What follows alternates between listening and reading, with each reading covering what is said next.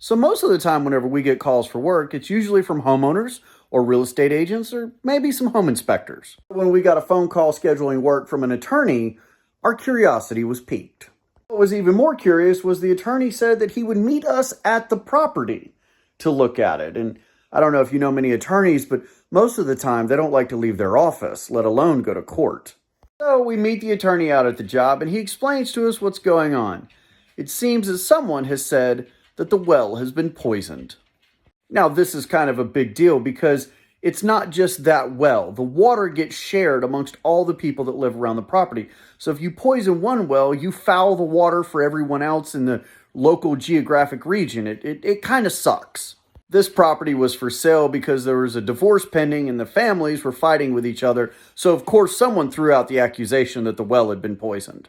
Figuring out whether or not a well has been poisoned is a pretty tall order because that's a lot of chemistry work. There's a lot of different poisons that you have to test for, and not everybody can do that, and who can be 100% certain that they tested for every poison?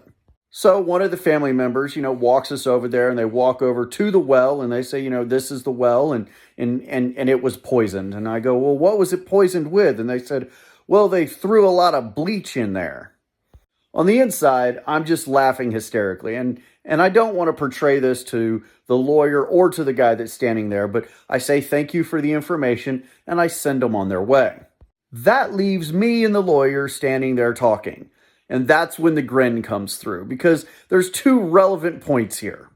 One, bleach doesn't poison a well. As a matter of fact, that's what amateurs use to sanitize it. It's not the best idea, and I wouldn't drink the water, but sometimes it works.